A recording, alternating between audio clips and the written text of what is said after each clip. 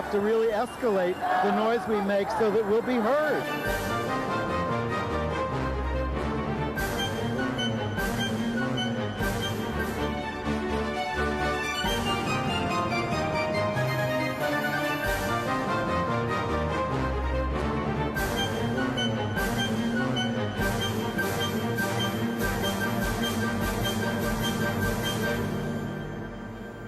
Welcome to Gay USA. I'm Andy Humm. I'm Ann Northrup. And in the news, the Chick-fil-A controversy continues. Good for the gays, bad for the gays. We'll talk. We won't spend too much time on it, but it does seem to be the top topic of conversation.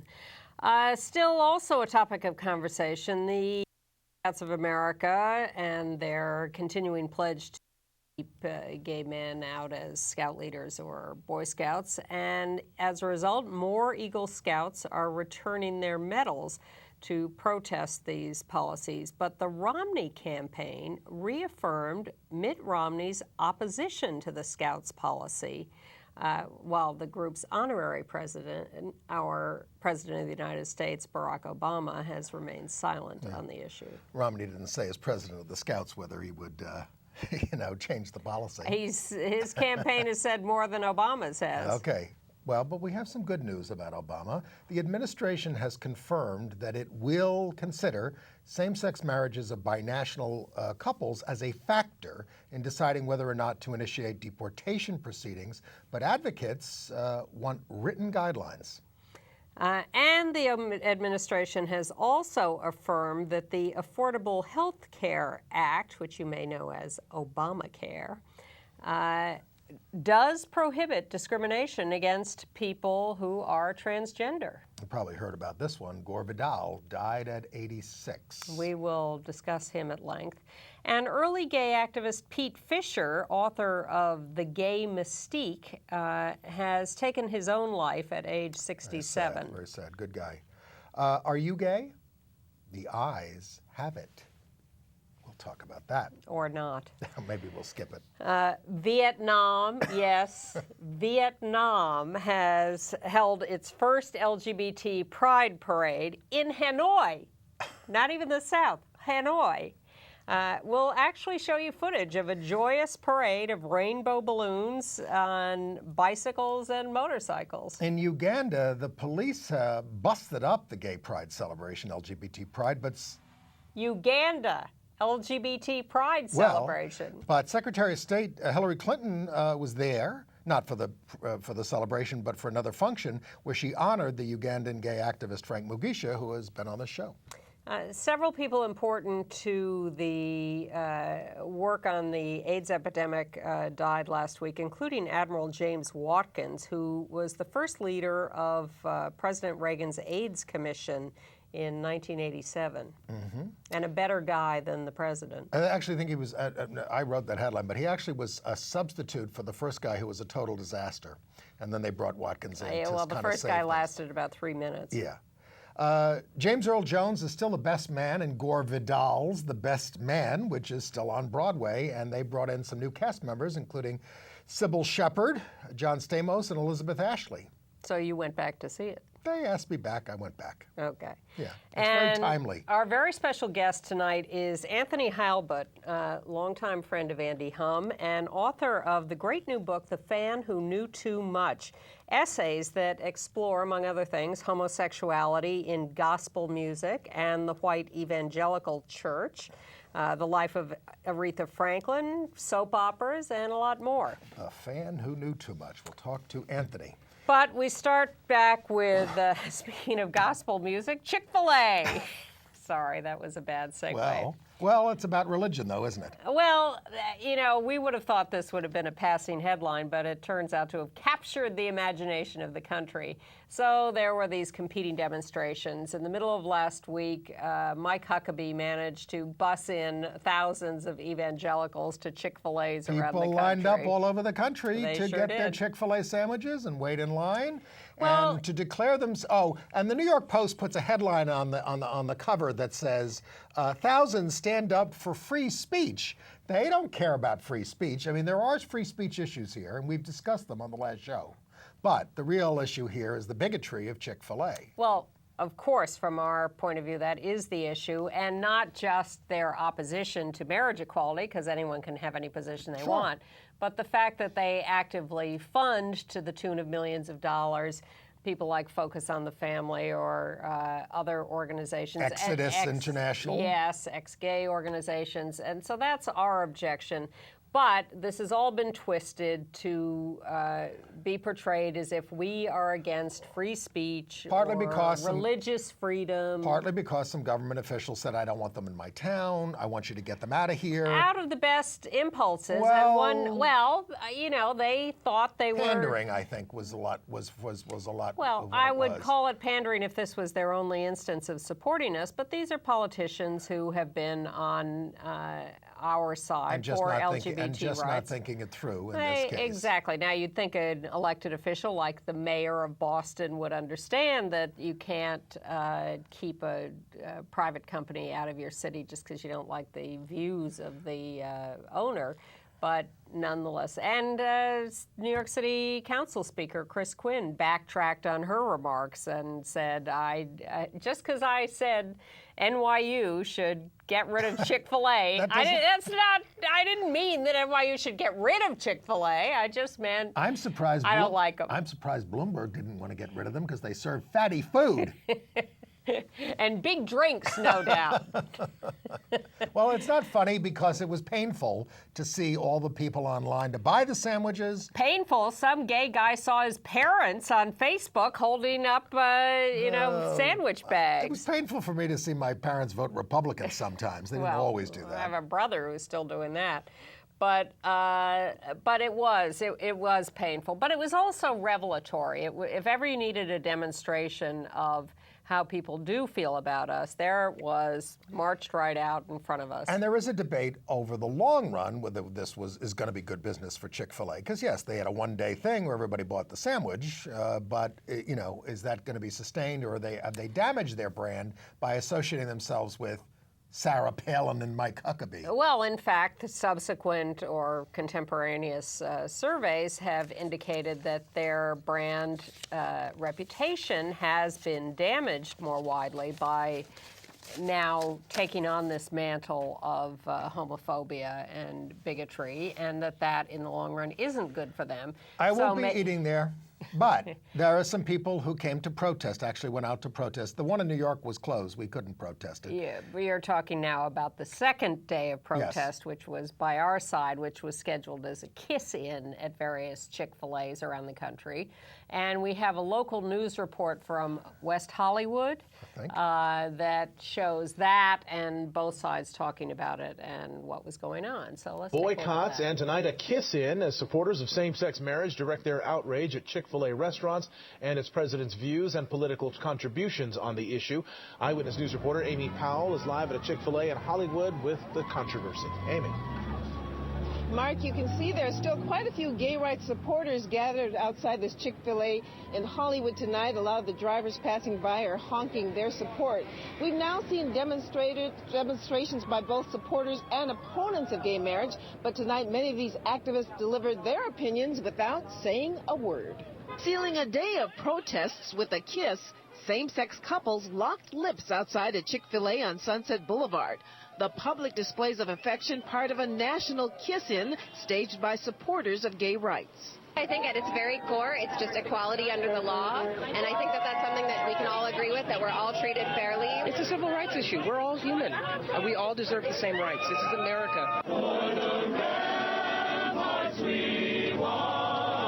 Demonstrators sang the national anthem and held signs expressing their anger over comments made by the Georgia-based CEO of Chick-fil-A, Dan Cathy, opposing gay marriage. The issue here is not that he is saying whether he approves of marriage. That's your issue. No. The controversy sparked street corner debates between Chick-fil-A customers and gay activists.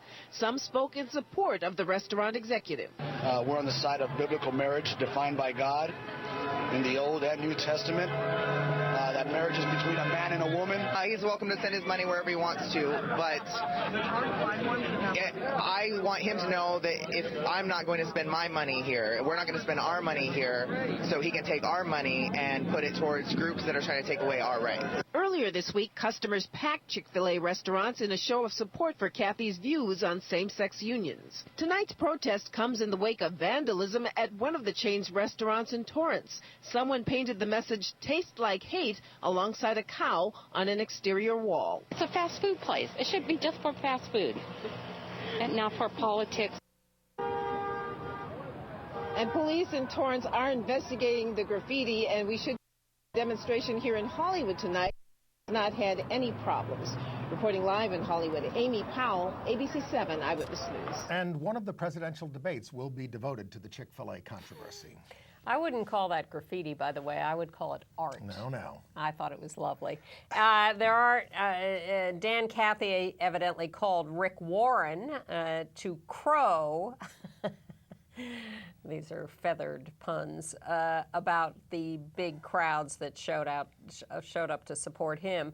But individual franchise owners of stores around the country are saying, don't get mad at us. We're gay friendly. We have gay employees. But they're owned and operated by Cathy. It's not a franchise. And even more so, the money, the profits are still going Correct. to Dan Cathy to be given to these anti-gay organizations.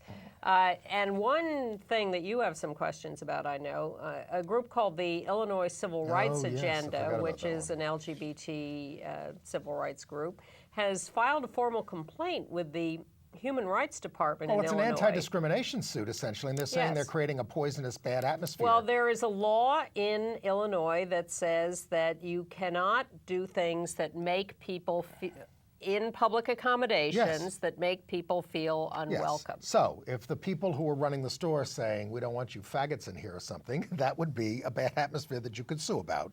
But the president of the company giving money and saying he believes marriage should be, that's different. I don't like it, and I'm not shopping there.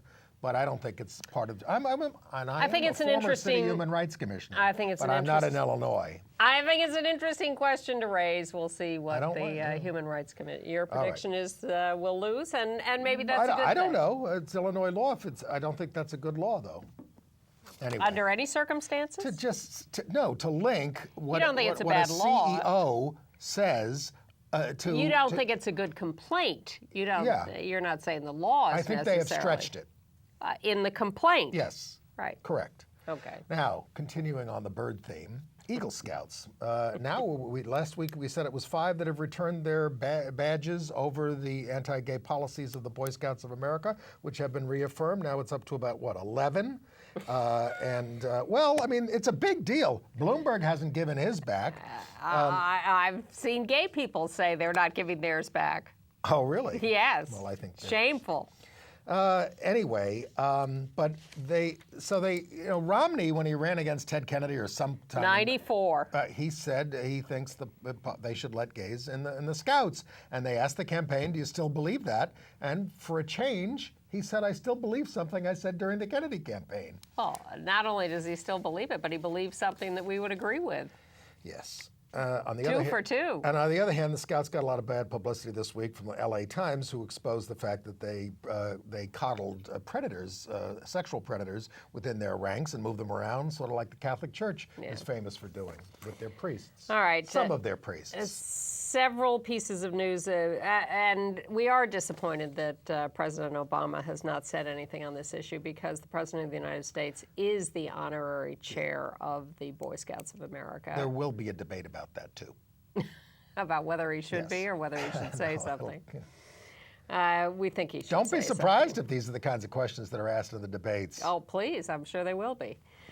Although October, it's a long ways away. That's true. God knows what will happen between now and then. Maybe it's closer to the end of the Well, world. meanwhile, on perhaps more serious things with the administration, the 84 members of Congress wrote a letter to the administration saying, you really should not be deporting people who are not U.S. citizens when they are legally married to U.S. citizens who happen to be of the same sex.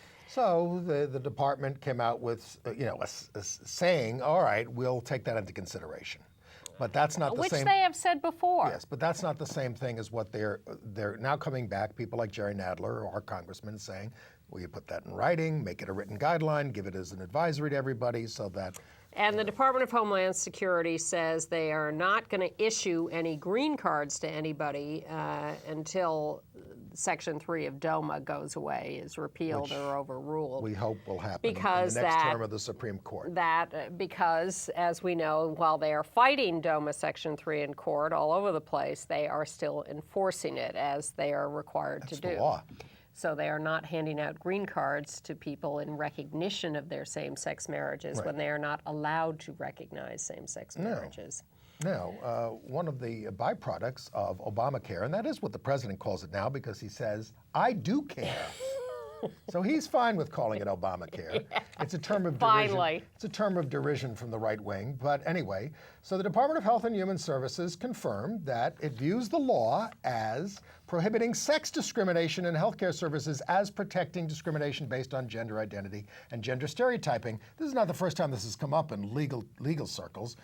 We would still like an explicit mention of transgender and gender identity and expression, but this is a great interpretation. I don't know if it's going to continue under the Romney administration. Well, who knows whether the act will continue under the Romney administration, but it's a great statement, and particularly because people who are transgender are horribly mistreated in the healthcare system and often rejected by healthcare providers, including hospitals, and certainly stigmatized and harassed and whatever. So to say that they have a legal complaint of discrimination under this act is a huge leap forward. But that's not for gays and lesbians, per se. No, because then you have to go a little farther with the sex discrimination complaint. Right. But in fact, there is a guy named Peter Van Terveer, who we've talked about before, who was working at the Library of Congress and was, as he says, constructively fired in that he was sort of forced to leave because he was gay. His supervisors, one of his supervisors tried to set him up with his daughter on a date. The daughter saw his Facebook page and discovered he was gay and outed him to her father, who was his boss, who started quoting Bible verses to him and telling him he was going to hell and that he had to change, et cetera, et cetera. On a daily basis, he's getting this. So he finally left the Library of Congress, but he is now suing for gender discrimination. Right. And gender stereotyping, and under Title VII. And we will see whether that prevails. Now, the Library of Congress also lost its case after firing or not hiring Diane Schroer, who was the transgender military vet. And I want to know what's going on with the Library of Congress, because librarians are traditionally some of the most progressive, LGBT-friendly professionals around. I'll bring it up with Anthony Halbut. One of his records is in the National Register of Recorded Sound. I don't think at the Library of Congress. I don't think he has the answer. Staying on the, you want to do some marriage news? Well, I was going to note that I was looking at Congress since we were doing the Library of Congress, and Congress has just passed a bill restricting military funeral protests further because of the Westboro Baptist Church. What do you got to do and now? their God hates fags things. You cannot demonstrate within 300 feet or yards of a funeral, and you cannot demonstrate less than 2 hours before or after the funeral. Well, I don't think that's fair. I don't think it's fair, and I don't think it's going to. I don't think it's going to pass constitutional Demonstrations muster. have to be within sight or sound of, and I've been moved blocks away when I tried to protest the Pope, or whatever. But with the Westboro Baptist Church, by the way, they didn't like him either for different reasons. Well, not only am I going to support the Westboro, conservative, and they thought he was too liberal. Well, not only are we supporting Westboro, but I think anyway, I don't know about you, am supporting Larry Craig this week, the former Idaho senator, caught in the bathroom in Minneapolis, who I still believe should never have been arrested or prosecuted for soliciting for sex. That was shameful and horrible. So now the Federal Election Commission, he was convicted, however, wants him to repay $217,000 that he paid in legal fees, a lot of money to pay in legal fees for a little bathroom arrest, because he used campaign funds. Now, you are allowed to use campaign funds in the performance of your duties. As well I know.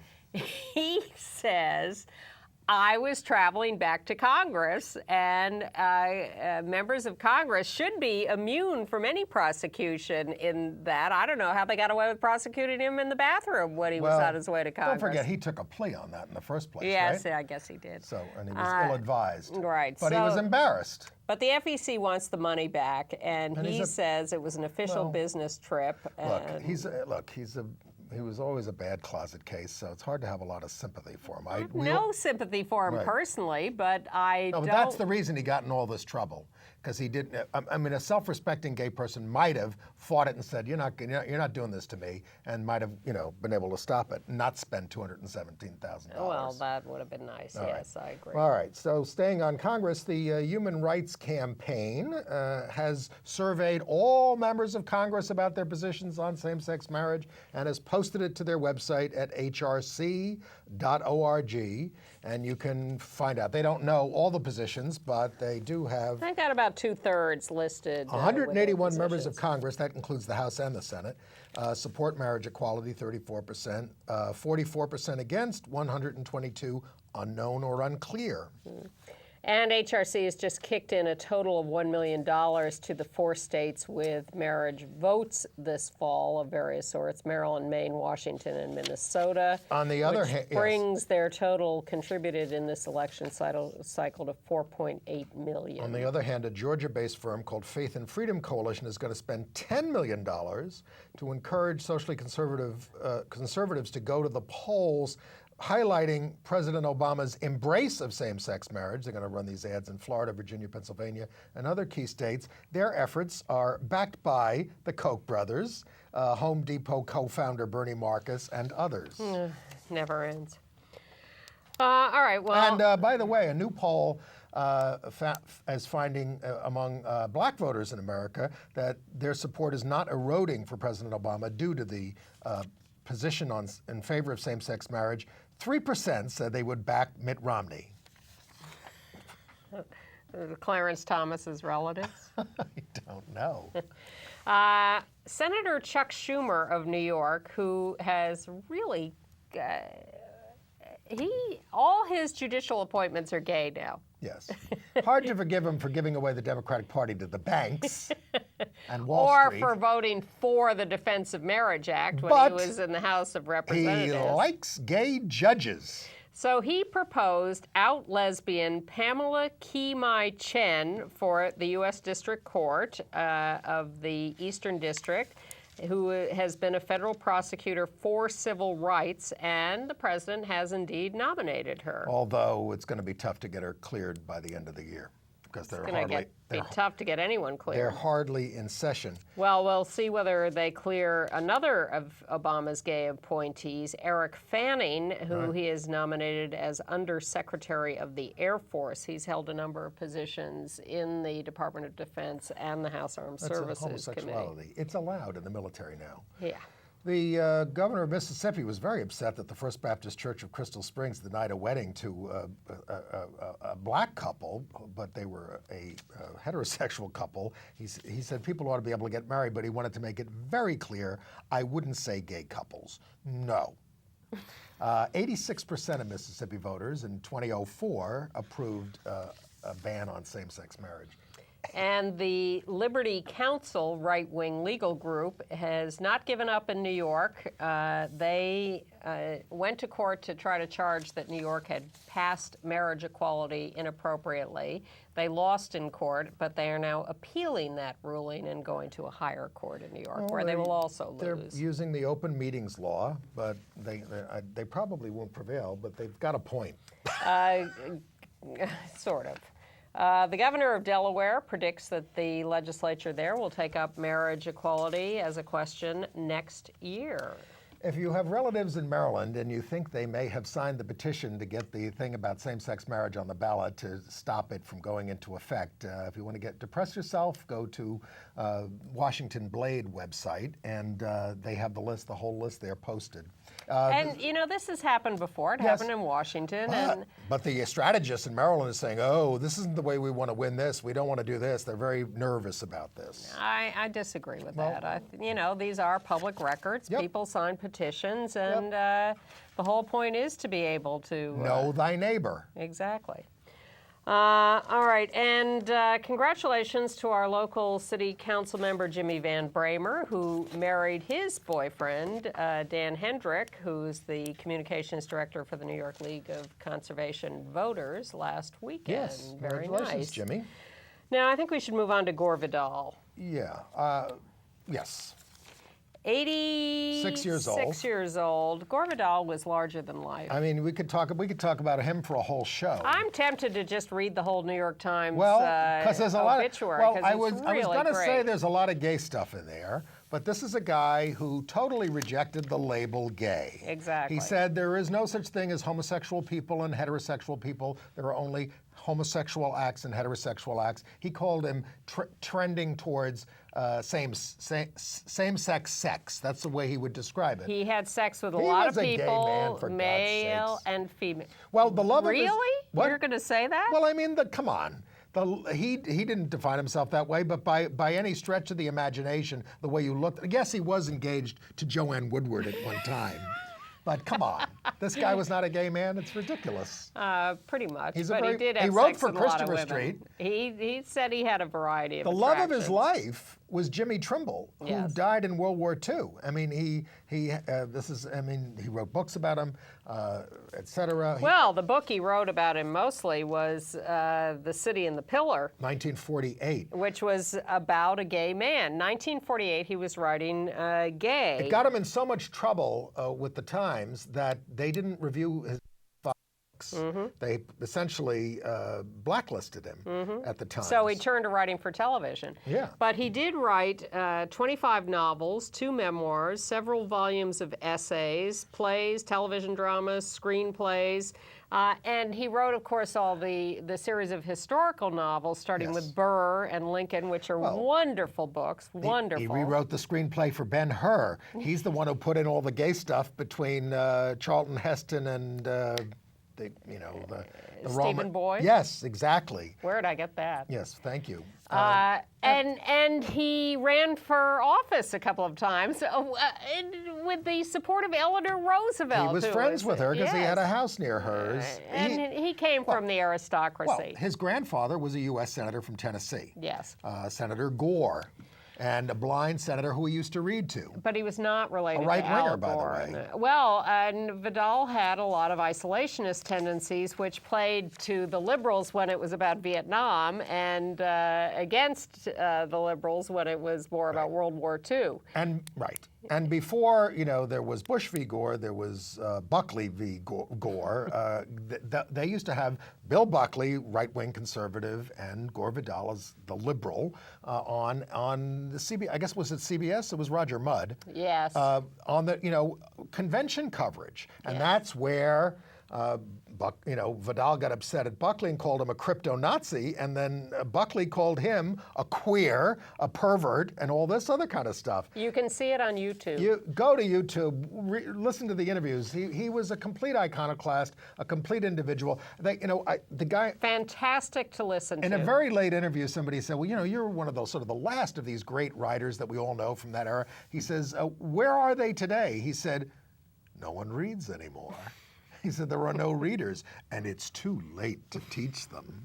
I want to throw in a couple of quotes. America is rotting away at a funereal pace. We'll have a military dictatorship pretty soon on the basis that nobody else can hold everything together. He was a little pessimistic in his outlook. And he said, style is knowing who you are, what you want to say, and not giving a damn.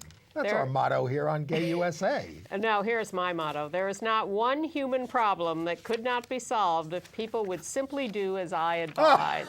Well, it goes on and on and on. He's a very, interesting He was so person. smart, and that's why he was fun to listen to, and he was fearless. Yes. Fearless in what he I said. would have been quite intimidated to have him on this show. I would have been thrilled. Yeah. And Well, he would have eaten us for lunch. fine. So what?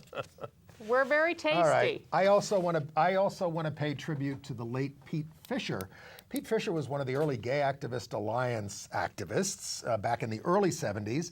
The partner for his entire life, not entire life, but adult life, with Mark Rubin of the Gay Teachers Association, also GAA. But he wrote a book called The Gay Mystique in 1972. And what was so fantastic about that was it was this cri de coeur, unapologetic, be gay, da, da, da, da. And I read it when I was a kid. 2 years later, I became an activist myself. He also led Zaps against he led the Zap against Harper's Magazine. I remember. When Joseph Epstein, the writer there, said, if I could wish homosexuality off the face of the earth, I would. So in those days, people said things like that. You took over their offices.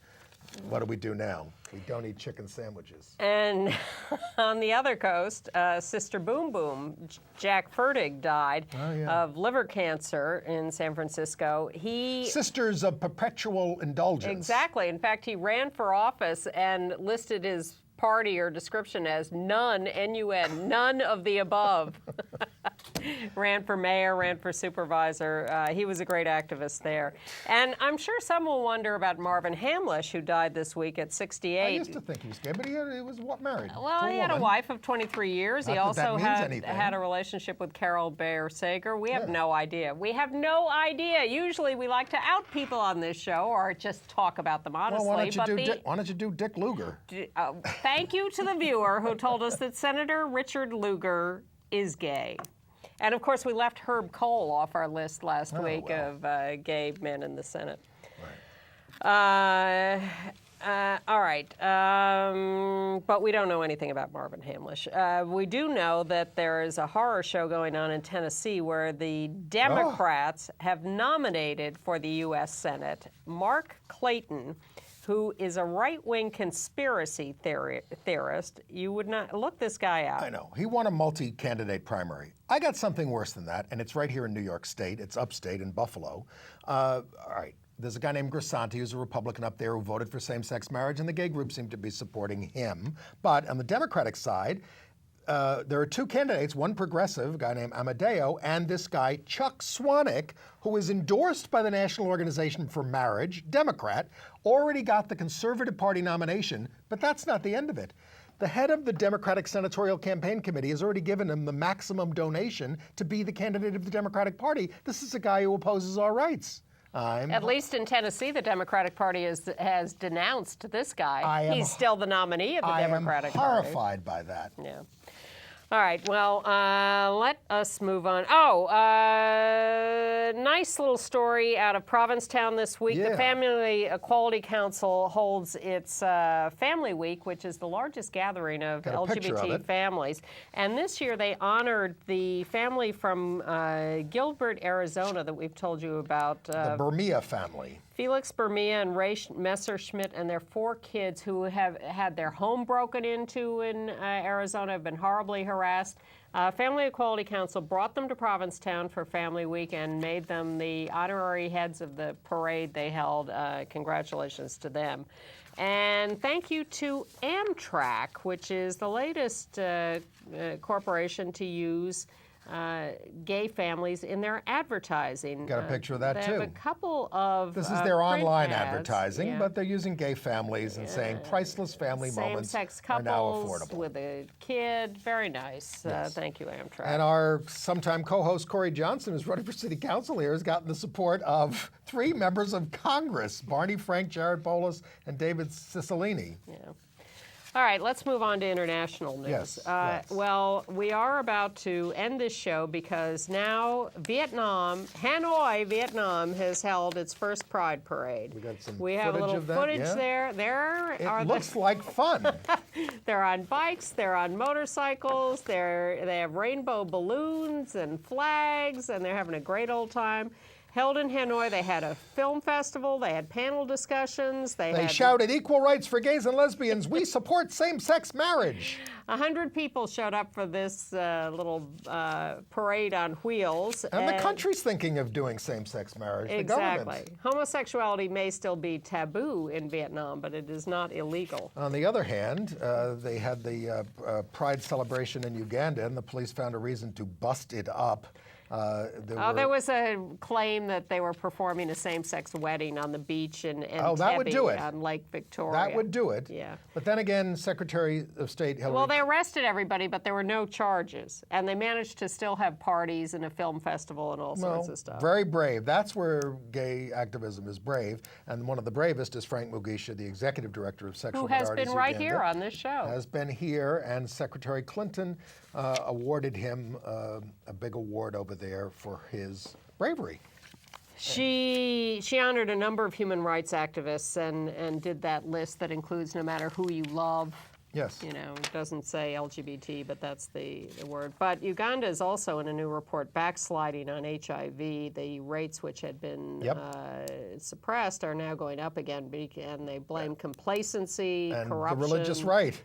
And the stigmatizing of adultery and prostitution, which then drives people away from using protection. No, it's not directly gay-related, but I read the story about Dilma Rousseff, who was the president of, the president of Brazil, and it talked about the torture that she underwent as an activist early on. Torture, horrible torture. Mm-hmm. But then they talk about how much things have changed there, and it says that she they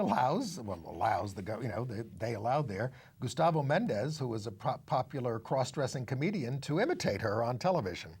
And I think that's a sign of progress. Well, Brazil is in many ways more progressive than we are. And Tasmania, which is known as the most conservative, or one of the most conservative areas of Australia, is now talking about legalizing same-sex marriage. Not anymore. Conservative. All right, AIDS Evidently. news? Well, one other thing. A Malaysian man who moved to New York to live and work and married a man here had promised that he would go back to Malaysia to celebrate the wedding, and indeed did in Kuala Lumpur, which is really hell for gay people. 200 guests were there, journalists, they publicized it, big wedding banquet, nice. We'll be closing up shop here soon. Any day. At Gay USA. AIDS news. The Milton Hershey School has agreed to accept the HIV-positive Philadelphia teen that they had previously rejected. He hasn't decided whether to go back yet, and this was done in the face of a lawsuit, but they have backed down. Thank God for laws. I mean, people with AIDS have always been protected under the Americans with Disabilities Act. That's exactly what they were suing under. Yes. We mourn the death of Admiral James Watkins, who was a Navy admiral with no history of the AIDS epidemic. Didn't know a damn thing about it, but that Reagan advisory board got off to a very bad start, and then he stepped in as a guy who could take charge, and he learned a lot, and he was, He took it very seriously, and he ended up, believing in fighting the epidemic and stigma and everything else. If he could keep Cardinal O'Connor under control, then my hat's off to him. And also dead at age 90, Warren Winkelstein, an epidemiologist whose studies helped create the understanding that sex transmitted a virus that was the cause of the illness known as AIDS. And we kind of had an idea that was going to be true. Well, he was one of the original people who figured that out. And How to Survive a Plague, the documentary by David France about ACT UP and Treatment Action Group, is going to have its premiere in New York, September 21st, also Los Angeles and San Francisco. We'll remind you of that closer to the time. Kenya is studying making treatment available for everybody. They currently have about 500,000 people on drugs, but they have another 500,000 or more who could use them, and so there's studying giving them to everyone. Okay. All right, entertainment news. Yeah. We're not going to talk about pupil dilation as indicating whether you're gay. They now think they have the foolproof way to find out if a man. Oh, they didn't say it's foolproof. Well, they kind of acted like it was this big new scientific thing. Yes, that but it isn't. how men's pupils dilate when they're showed heterosexual porn or homosexual porn, and they say that's a pretty good indicator. Yeah. But then they go say for women, it's like useless. Yeah, this is how you know these studies are ridiculous, because none of them are 100%. Gillian, okay, are we on entertainment news? Yeah, we are. Gillian Anderson, she'd come out some time ago, but she finally said the reason that she did it was because someone who she was in a relationship with a couple of decades ago, a woman, passed away about a year ago, and that prompted her to do this. I had a segue from AIDS news to entertainment news. The angle on the Olympics. Yeah. Well, first of all, there was an out German lesbian, Judith Arndt, who won a silver medal in the cycling time trials. Good for her. Good. And the International Olympic Committee is giving out 150,000 condoms to Olympic athletes, plus an HIV/AIDS toolkit. There are no out athletes, but Greg Louganis, who is out as being HIV positive, is there as a diving coach. You remember the Ridiculous Theater Company, Charles Ludlam and Of course. Everett Quinton? Well, their props manager for many, many years has just died. Her name is Daphne Milne Fifield Gruss, and she has just passed away, just a little younger than I am. She's survived by her spouse, Karen Lee Ott. A couple of events coming up. The New York International Fringe Festival, which is a very off-Broadway play festival and performances, and that has a high lesbian and gay content, and I assume bisexual and transgender too. Go to fringenyc.org for details. That's on August 10th through 26th. And Black Pride in New York City is coming up August 15th through 19th, the 15th year. Film Festival, Art and Culture Expo, comedy show, ball, dances, awards, nycblackpride.com for details on that. But I went back to Broadway to see what they call now Gore Vidal's The Best Man. That's the way they do things now. This is a great political play from 50 years ago. And it's still very, very timely, but it really only comes alive when James Earl Jones gets on the stage. I was who plays the ex-president. We have a black ex-president in the United States in 1962. It works very well. Let's hope we don't have one next year. But it was nice to see Sybil Shepherd in that, because, she's one of our longtime supporters, and John Stamos and Elizabeth Ashley as well. And I was fulfilling stereotypes by being on Fire Island this last weekend, where I saw a live performance by Alan Cumming and Liza Minnelli. Wow, can I touch you? You can. Alan Cumming is he's excellent, but he doesn't move me that much. But he's terrific. Liza, who I've never had a lot of interest in, was fantastic, particularly doing a Charles Aznavour song, What Makes a Man a Man? It really was should have her on the show. Amazing. Yes, Liza, you're welcome anytime. She'd come. But until you come, we have another special guest tonight. And we are really pleased to have my old friend, good in every sense of the word, Anthony Heilbut. And now let me tell you a little bit about Anthony Heilbut before we get started. He is an accomplished record producer of more than 50 albums, including Kennedy Center honoree and MacArthur genius, Marion Williams. Your 1973 Precious Lord, The Gospel Songs of Thomas A. Dorsey is on the first 50 discs of recorded sound included in the Library of Congress's National Registry, winner of the Grammy Award, the Grand Prix de Disque. You're also an accomplished author of a biography of Thomas Mann, another on German refugee artists and intellectuals in the United States called Exiled in Paradise, and what has been hailed as the definitive book on gospel music. Back in 1971, The Gospel Sound, Good News and Bad Times. No gospel singer dies without Anthony Heilbut being quoted in the Times. Anthony is here now with perhaps his best reviewed book of his life, The Fan Who Knew Too Much, subtitled Aretha Franklin, The Rise of the Soap Opera, Children of the Gospel Church, and Other Meditations, and it's gotten raves from the Washington Post, Boston Globe, Slate, and the Daily Beast, and you can read these reviews and more about Anthony at anthonyheilbut.com. Let me just quote before we get started, just again to get people's interest here, some of these reviews. John Jeremiah Sullivan, the novelist. has said, No, a nonfiction writer. nonfiction writer, said, I finished Fan wondering how without it I'd ever understood a thing about America in the 20th century. That's quite high praise. And you got a blurb from the singer Paul Simon, and Jeff Simon wrote in, I believe it was the Buffalo News, it is a brilliant, one-of-a-kind, immensely challenged book by a brilliant, one-of-a-kind, immensely challenging American writer. Mm-hmm.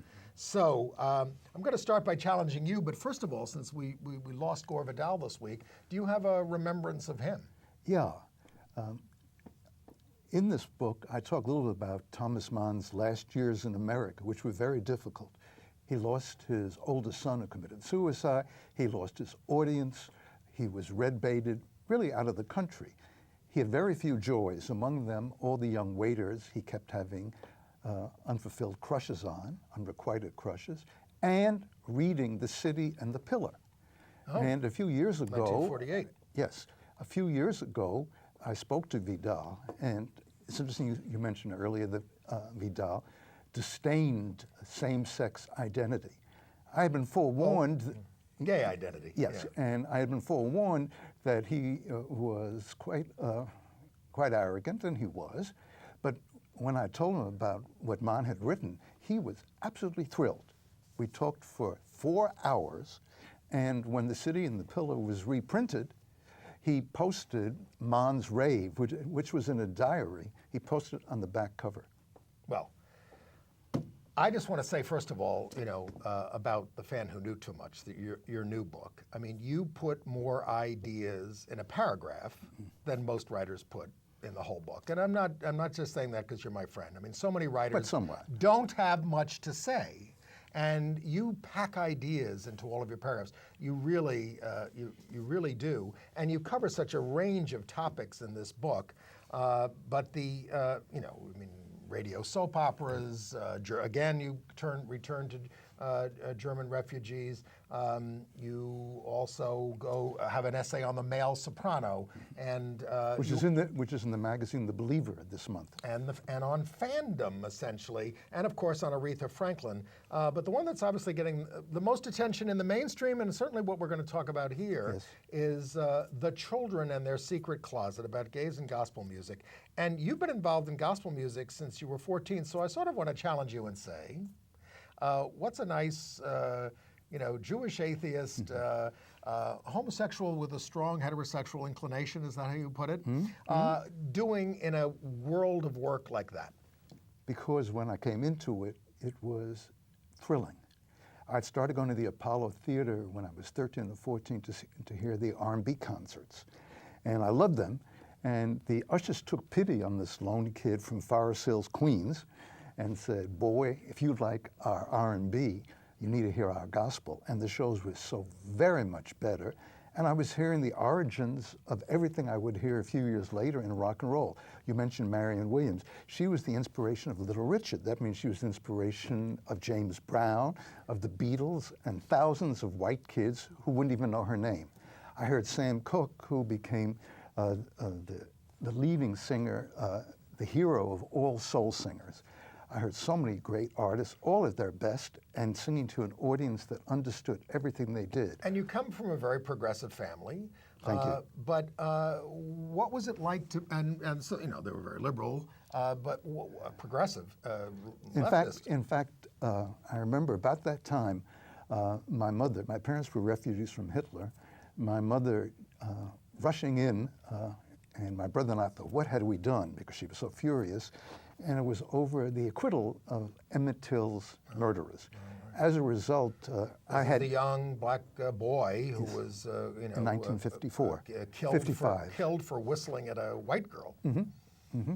And so people have asked whether my parents gave me any flack. None whatsoever. No. And by the time you're 17, we have a picture of it. You're talking to with Malcolm. That's you over there on the right, and that's Malcolm X over there on the left. What were you talking about? Well, I was asking, why can't we be friends? And he was saying, young man, not now. But when you entered the world of gospel, you were sort of embraced, and you embraced it. And what was it like for you to be in that world? Well, it was fascinating, and you must understand that because I was the son of refugees, everything in America was peculiar. If my brother and I went to baseball games, that was like nothing we knew, and so I kept sort of befriending American culture. I write about soap operas. What a strange thing that was, and so rock and roll was odd, was peculiar. Gospel was not too much more peculiar because it was all so different from what my Berlin parents had raised us to. And yet, you're not just a fan of gospel music. You ended up producing gospel records. And I was so fortunate, Andy. I write that most fans don't have that chance. Let's say you're a baseball fan and you would meet Ted Williams or Willie Mays. You could just be thrilled to be in their presence. You could exult in whatever beauty is left, but you can't do anything with them. I had a chance to produce most of my idols. And we have a picture of you and Marion Williams, who was arguably certainly one of the greatest, but we can never say who is the greatest, but Marion Williams was. And that's the one who, as I said, Kennedy Center honors and got a MacArthur grant. And in fact, at the Kennedy Center salute, Little Richard and Aretha Franklin, both inspired by her, sang a song I put together for her. So that was a great honor. It was fantastic. Now, getting to sort of what you reveal in this book, because you wrote The Gospel Sound in 1971, and you alluded to this, but what would gospel music be without gay people? Well, I try to be very bold here, but correct. I don't think I'm saying anything, I don't think I'm overstating in the slightest. I say, if I can remember my own words, that without lesbians and gay men, the gospel tabernacle would crumble. That it's not simply that many of the greatest gospel singers have been, I'm talking about black gospel music. I discuss quite a bit about the white Pentecostal world as well, but here I'm just sticking to the music I know best. It's not merely that so many of the great gospel singers were lesbians or gay, it's more that the audience was, and the people who were the greatest fans. The essay is called The Children in Their Secret Closet. That may not make much sense to some people, but it refers to the children, which is code for gay people, much friendlier than calling them sissies or bulldaggers or punks. And so it's not a condescending term, it's just a... Oh, no, not at all. And there was a time when I thought of calling the essay The Gospel Sissy, but some of my friends were really hurt, and they felt that, and so I thought, and I much prefer this title, I think it's more poetic. The Secret Closet is something in the Bible. That's where devout people go to shield themselves from the world. So I found the pun irresistible, the children in their secret closet. Anyway, and in the essay, I consider this thing from many angles. Political, because what I respect so much in you, Andy, is your constant political thrust. And so, since I think almost everything is political, even taste in food, and certainly taste in sex, I discuss that, but I also look at it in a certain section when I talk about people like James Baldwin from a literary perspective. And the last section is all political, and that's called War on the Children. And if that seems slightly melodramatic, I think it's accurate. Yeah, you got part of what got you upset was that you saw the way people were dying of AIDS in the church, and that the church turned their back on them, and the church was getting increasingly conservative. So what was making people, what was the attraction for the gay people in this gospel music world and in the church in general? Well, you're asking too many questions even for me to answer, and that's why I took so much time. I still don't understand why so many keep returning to churches where they're buked and scorned every Sunday. But then I don't understand why Orthodox Jews go to synagogues where they are told that they're stinking abominations, and where if they come out, people should shiver. And then I don't understand why the people of my generation went to their shrinks and wanted deliverance and restoration. Now we hate the language. Right. That's the language now claimed by the Pentecostals. But Freudians were using it when I was a kid. Right. Now we're only going to scratch the surface on this conversation here, and that's why we're urging you to go to anthonyheilbutt.com to learn more about the book and what it's all about and all the different kinds of essays that are in it. You even go into the whole transgender angle on gospel music. A singer called Little Axe, who was ostensibly a man, who was revealed to be a woman after he was killed by his girlfriend at 77. Yes, and I think it's fair to use the female pronoun. Because the male pronoun in Axe's case. And I heard a wonderful singer named Ruth Brown, not the famous R&B singer. Ruth Brown, I thought could outsing Little Richard and Wilson Pickett. He was a fan of Marion Williams. He could sing like her too. And I said, when I heard him at a drag bar diagonally across the street from the New York Times, and I said to him afterward, hyperbolically, I can be hyperbolic, and do you know that? I said, you're great. You could have outsung Wilson or Al Green or anybody. And he said, yes, baby, I know. I'd have been a star if I hadn't put on this dress. Well, look, I've got 3 more pages of notes of things I want to ask you about. And you know what? We're going to do a story for the Gay City News where we're going to talk about these things in more depth. And I'll send the article to our viewers. May I say one? What I really want to know is what else do you want people to know that is in this book to draw them into picking it up? I would like to say a good word for one of my dearest friends, Bishop Carl Bean, who transcended all the conventions of gospel music. He formed the first Black gay church, Unity Fellowship. And he's the man who introduced I Was Born This Way. It was a disco hit in the late 70s and was, of course, inspiration in Lady Gaga. He, alas, is the rare exception, but he's still fighting the fight in Los Angeles. And in fact, you say that disco was a place where the children found a new place to have church. So what happened to the church after they found disco? Well, among other things, I have a friend, one of New York's greatest radio personalities, Leonard Lopate, and he said everything got bad when the singers stopped trying to imitate Marion Williams and Mahalia Jackson and tried to sing like Stevie Wonder. That's what they did. It's very possible that,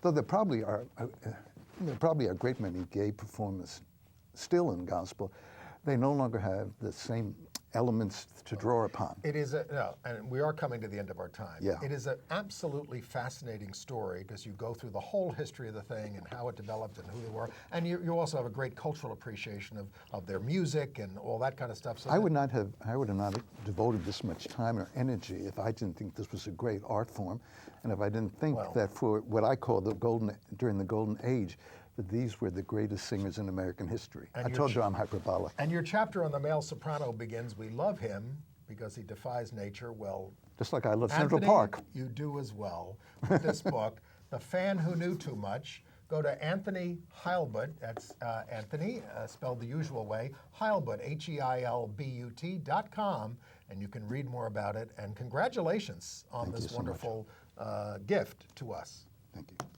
We'll see you next week.